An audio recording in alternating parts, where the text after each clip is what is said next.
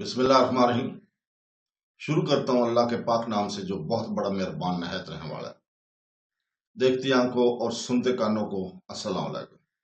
بہنوں، بھائیوں، بزرگوں، آج کی ہم اس اسلامی اسکالرز کی اور صوفیہ کرام کی معلوماتی ویڈیو کی سیریز میں ہم ملا شاہ بدخشی کی سوانحیات اور ان کے مزار کی تاریخ کو بیان کر رہے ہیں۔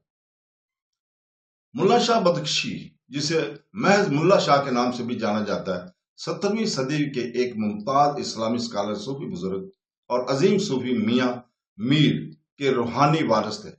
ان کا پورا نام شاہ محمد تھا، حالانکہ میاں میر کے شاگرد انہیں پیار سے حضرت اخوند کہا کرتے تھے۔ بدخشاں کے رستاق علاقے کے گاؤں ارسکا میں پیدا ہوئے، جو اب جدید دور کے افغانستان کا حصہ ہے۔ ملا شاہ کا تعلق اسلامی علماء کے ایک معزز نسب سے تھا۔ ان کے والد ایک قاضی تھے، اسلامی قانون کے جج تھے، اور اس علمی ماحول نے بلا شبہ ان نے مذہبی اور روحانی تفہیم کی ابتدائی نشو و نما میں اہم کردار ادا کیا۔ ان کا نام بدخشی ان کے آبائی علاقے سے ماخوذ ہے، اور وہ تصوف کے قادری حکم میں ایک گہری بااثر شخصیت کے طور پر جانے جاتے ہیں۔ ملا شاہ نے مغلیہ سلطنت کے عروج کے دوران صوفی تعلیمات کو عام کرنے میں مرکزی کردار ادا کیا، اور برصغیر کی روحانی تاریخ میں ان کا ایک خاص مقام ہے۔ وہ مغل شہزادے اور فلسفی دارالشقوہ کے روحانی رہنما بن گئے، جو شہنشاہ کے بڑے بیٹے اور شہزادہ جہاں آرا بیگم کے بھائی تھے۔ دارا اور جہاں آرا دونوں صوفی راستے، خاص طور پر قادریہ حکم کے طرف گہری کھینچے چلے گئے تھے، اور میاں میر کی وفات کے بعد دارا شقوہ نے ایک اور روحانی مرشد کی تلاش کی۔ اس کا سفر بلاخر اسے کشمیر لے گیا، جہاں ان کی ملاقات ملا شاہ سے ہوئی، اور وہ ان کی عقیدت مند شاگرد بن گئے۔ دارالشقوہ اپنی مشہور تصنیف سکینہ اولیاء میں ملا شاہ کے ساتھ اپنے تعلقات کے بارے میں ادب سے لکھتے ہیں، خاص طور پر ملا شاہ بدخشی کے باب میں، جہاں وہ اپنے آپ کو ایک عاجز بندہ اور ولی کا پیروکار قرار دیتے ہیں، اور یہ ملا شاہ کی رہنمائی میں تھا کہ دارا کو باقاعدہ طور پر قادری صوفی حکم میں شروع کیا گیا۔ تاریخی ریکارڈ میں ملا شاہ بدخشی کی وفات کی تاریخ پر عالمی سطح پر اتفاق نہیں ہے، تاہم اسکالرز عام طور پر 17ویں صدی کے نصف آخر میں ان کے انتقال کو اپنے مشہور شاگرد دارا شقوہ کے زوال کے بعد بتاتے ہیں، جیسے اس کے بھائی اورنگزیب نے 1659 میں پھانسی دے دی تھی۔ قطعی تاریخ کی کمی کے باوجود ملا شاہ کی تعلیمات کا روحانی اثر ان کی زندگی کے بعد بھی بڑھتا رہا، جیسے نے پورے خطے میں صوفی فکر اور ادب کو متاثر کیا۔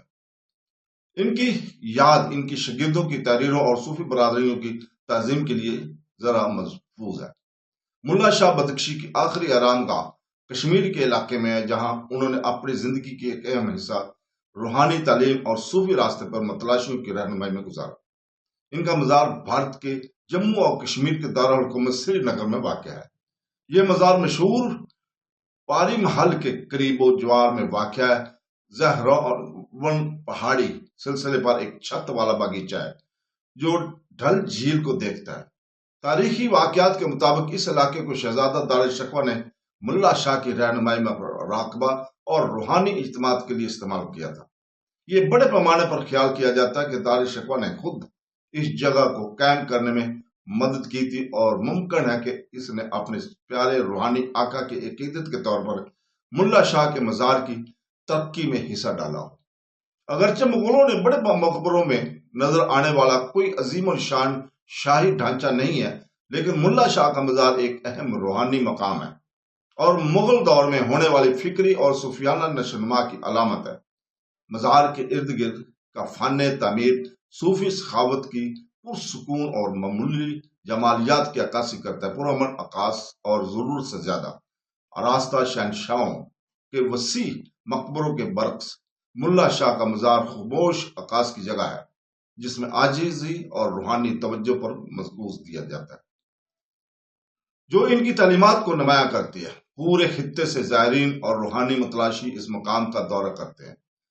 دعائیں دیتے ہیں اور ایک ایسے آقا کو خراج عقیدت پیش کرتے ہیں جس نے جنوبی ایشیا کے صوفی منظر نامے کی تشکیل میں اہم کردار ادا کیا تھا۔ اگرچہ جدید دور میں مزار کو وسیع پیمانے پر فروغ نہیں دیا گیا ہے اور یہ دوسرے مشہور سنتوں کے مقابلے میں نسبتاً کم جانا جاتا ہے، لیکن یہ روحانی طور پر اہم ہے۔ مقامی کمیونٹی کی جانب سے تحفظ کی کوشش اور کبھی کبھار تاریخی دلچسپی سائٹ کی تقدس کو برقرار رکھنے میں مدد کرتی ہے۔ بہت سے لوگ اس کے لیے سری نگر میں ملا شاہ کے مزار پر جانا محض ایک تاریخی دلچسپی کا عمل نہیں ہے، بلکہ ایک ایسی شخصیت سے رابطہ قائم کرنے کا ایک روحانی سفر ہے جس کی تعلیمات نے علم الہی اور شاہی طاقت کے درمیان تصوف اور ریاست ساری کے درمیان فرق کو ختم کیا، جیسا کہ ان کے شاگرد دار الشکوہ میں مجسم ہے۔ ملا شاہ بختکشی کی زندگی اور مراز کی جڑیں برے صغیر پاک و ہند کی روحانی روایت میں گہری ہیں۔ ان کی موت اگرچہ قطعی طور پر تاریخ نہیں ہے، گہری تصوف اور شاہی صوفی سرپرستی کے دور کے خاتمے کی علامت ہے۔ سری نگر میں ان کا مزار غالباً شہزادہ دار الشکوہ نے قائم کیا یا کم از کم اس کی تائید کی۔ قادری صوفی حکم کے استاد، سرپرست اور مشعل برادر کے طور پر ان کے کردار کی ایک شائستہ لیکن طاقتور یہاں دانی کے طور پر کام کر رہا ہے۔ تو دوستو، اس کے ساتھ ہی ہم کل تک کے لیے آپ سے اجازت چاہتے ہیں۔ کل انشاءاللہ تعالی اسی وقت ہم بدی الدین کی سیرت اور ان کے مزار کی تاریخ کو بیان کریں گے۔ تو دوستو، کل تک کے لیے اجازت، اللہ حافظ۔